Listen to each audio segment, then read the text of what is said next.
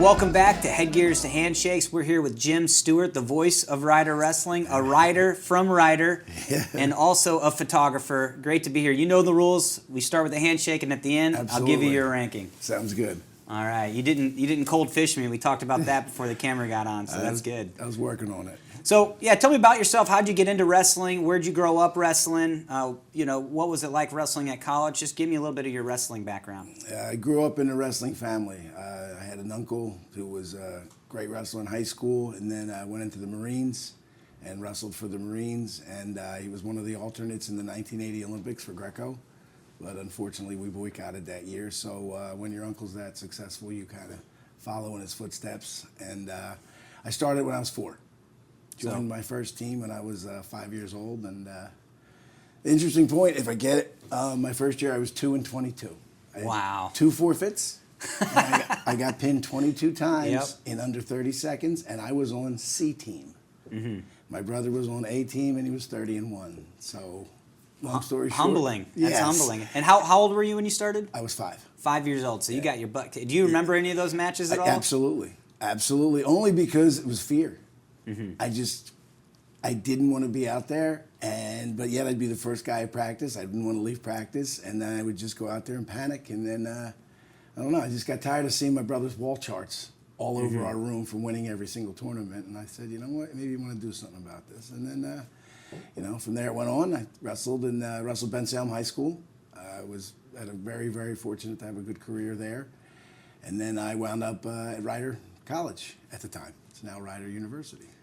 That's great. Well, let's take it back. When did it change for it to be this big, stressful thing? And because it's got to be stressful if you're getting your butt kicked all the time and your brothers are good.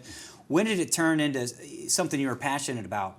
Passionate enough to go off to college and compete at a great school like Rider? I have 2 amazing, I'm going to get choked up probably, parents. Mm-hmm. They instilled in me the greatest work ethic you could possibly. I mean, my brother and I were working 6, 7 years old on weekends with my dad in the side painting business. So I just had an incredible work ethic, and I just knew that I wanted what he had. Again, I saw the wall charts, and I just decided, you know what, let's just amp this up. And I had, again, my parents were there on the corner. My dad would move the coffee table every single night just to make me get better and better and better. And I'm not a quitter. I'll tell you that much. I think it's neat that you're working, right? You were working and wrestling. Yeah. I mean, because people talk about what wrestling teaches: hard work, grit, perseverance, not give it. We all know that, but you also have a real job on top of that. So just talk about, coming from a blue collar family and really a blue collar sport. Yeah. I mean, what was that experience like? Like being with the business I have now. Yeah, sure. It's amazing. Again. When we started our business, it was the 2 Rider grads that were ahead of me. They had graduated, and I finished my accounting degree. And it just was great because we knew that we wanted to do something together, and we knew that we were not going to quit. And the first, we found out the first 80% of the small businesses fail in the first 5 years. And then of the 20% that made it, 90% of them fail in the next 5. So when we heard that, we're like, that's not going to be us.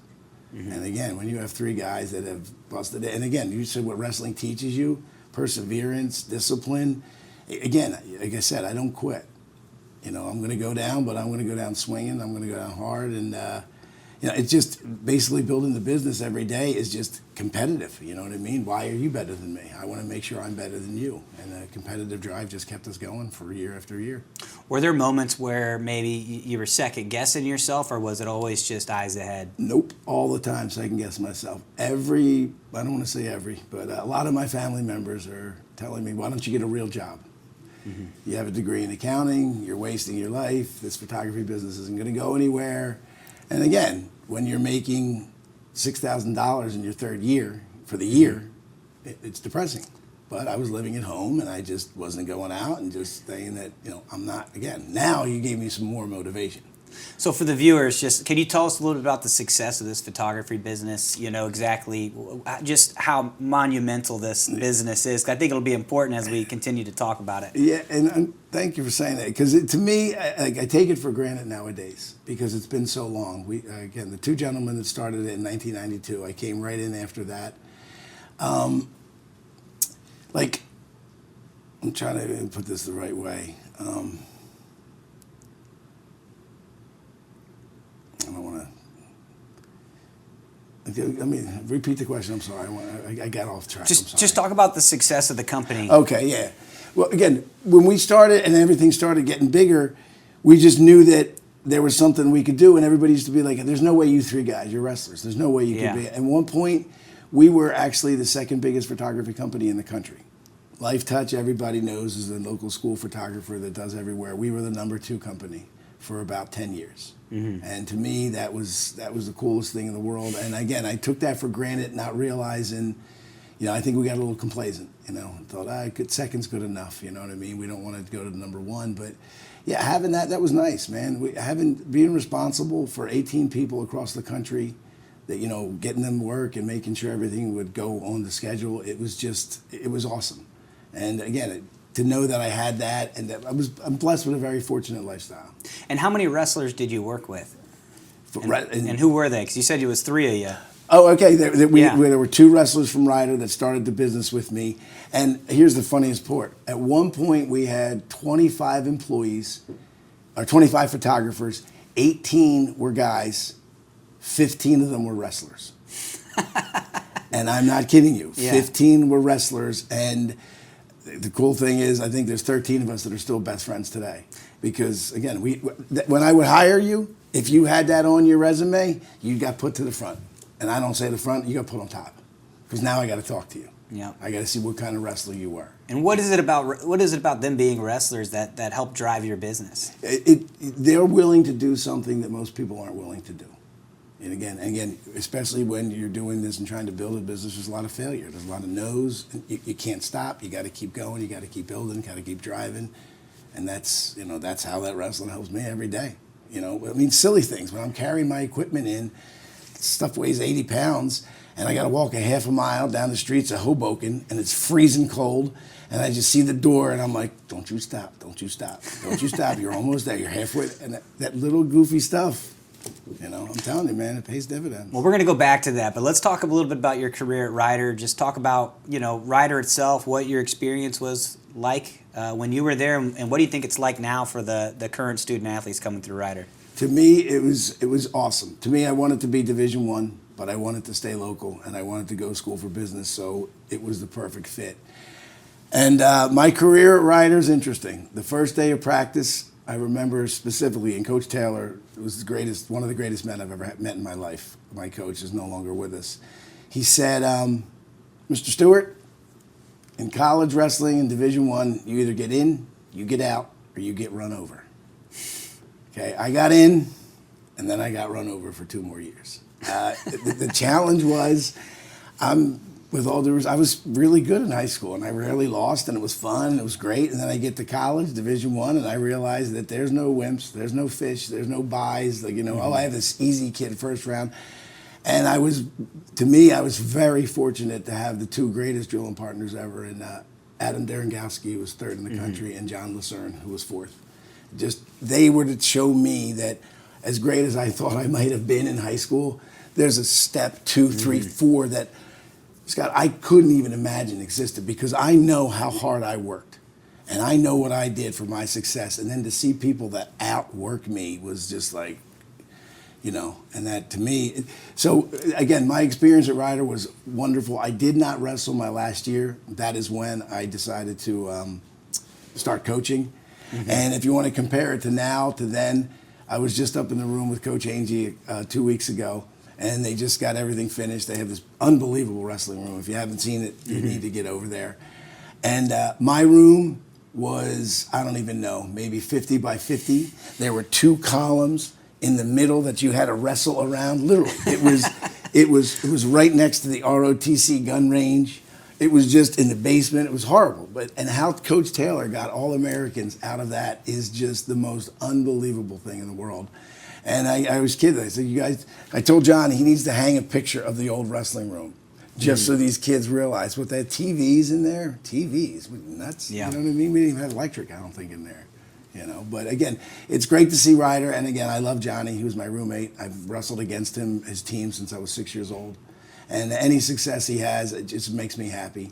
And being a part of the program as an alumni is just wonderful for me. Yeah, and I was telling you, me and Nick Bedleon were arch nemesis. But I've always kept an eye on Ryder and what they've done, and they've been. I mean, a lot of people are talking about what Ryder's been doing recently. And when I picture a Ryder wrestler, I picture a guy like you, how you described yourself, just a hard-working, something to prove. You know, no excuses kind of guy. I just feel like those are the types of individuals that are drawn to Ryder for whatever reason. Yeah, and again, when I remember going the day, to me, my draw, and my mother especially, she talks about it just last week, was Coach Taylor. When he was giving us a tour of the campus, he'd walk by the chapel, and he said, Mr. Stewart, are you religious? And I'm Roman Catholic. And I said, yeah, I go to Mass every Sunday. And him and my mom just started talking, and that just, you know, that did it for her, and it did it for me, you know what I mean? So it was wonderful. Who was your favorite Ryder wrestler as a fan? I'm just curious. All time, I had to be my drum partner, Adam. Yeah. I just loved watching him. And to me, it was cool because Adam was great when he got there as Jersey State champ. But to watch him just get better and better and better and better and like world-class better was just, and then again, to me, I took that into my coaching. That work ethic that he had and John Lucerne just drove me to say that this is now what I can show, you know, anybody that comes across my path, that, you know, what to do. So you get to Ryder, it's humbling, right? You went from being the big dog to having another mountain to climb, right? And work hard. You're learning a lot of good characteristics. We talked a little bit about that, hard work, perseverance, not giving up from when you're a 5-year-old to when you're college. You almost get to experience twice, right? That climbing up that mountain. What was the transition like from learning those characteristics of being a wrestler to you know, getting out into the real world? I mean, a lot of wrestlers, me included, I didn't know what I was going to do. I was so focused on wrestling and being best I could be that I wasn't always a long-term thinker, and then I got to the end and I was lost. I didn't know how to make a resume. I didn't have ChatGPT to make me a resume at that point. So what was it like when you get to your junior year, you decide you want to coach? Talk a little bit about that transition. Yeah, again, the junior year was, like I said, it's back in the day, if you didn't start, you rarely wrestled. They used to call them scrub matches. And then they would make fun of you if you volunteered. I volunteered for everyone. Does anybody want a match? Yeah, darn right I do. And I was proud of myself. I was 5-0 in scrub matches. Okay, but again, just going from college to... Say it again, Scott. Just going from college to a career, like going from learning all these great things to having to apply them and be a grown-up. I think, my senior year when I didn't wrestle, going down and coaching, I was a head coach of a freshman team, my old high school. Again, I didn't know what to do. I had no idea, and I just said, wait a minute. Run your practice like you just ran it and learn from Ryder. So I took what I had there and took that, and that transition was easy. And again, it was awesome for me. I got a bunch of beasts my first year, and they spoiled me because of, you know, the work ethic I brought from Ryder. And I'm sure that's what Hagney's doing. So now you're a coach. Now, when did you transition out of coaching? Out of coaching? I'm still coaching currently. But when did you take on the photography bit? When was that added in there? Or writing? The photography business started right in 1992, a year later. Okay. A year. I graduated. I actually had taken the test. I was on the waiting list for the FBI because, again, like you said, I was a wrestler, man. That's all I did. I didn't think past here, what am I going to do in the future? I figured I'll do something. And then I had the degree in accounting, which I didn't like. You know what I mean? So I didn't know what to do. But again, just, I don't know, just keep going and working harder. So you were looking at it, you were almost going to go into the FBI. When did you guys start talking about, well, maybe there's something to do with photography? Like, and who was it, and when did that idea come about? My two roommates from Ryder, David Crawford and Jim Gilch. We would just, again, I was coaching the year before, and then they're like, hey, if you become a teacher or you get a cop job, you're not going to be able to coach. You have the lifestyle here because our shoots are in the morning. You have the wherewithal to do this, and you'll have the freedom. And started talking to me about all that stuff, and then that's when, again, they both were brilliant guys, great business minds, and I mean that. And guys are going to see this and laugh, but Jim and Dave were very, very crucial to that business and just awesome to be around. And then we just got together, and they're like, let's do the best we can, and let's try to make this bigger. And why can't we? If somebody else did it, why can't we do it? I'm pretty sure you guys have taken my money in the past. So, I have 3 kids, and every time they go to school and they come home with somebody took pictures of them, and do you want to buy these? I think I buy them every time. So I think you're to blame for a lot of lost money.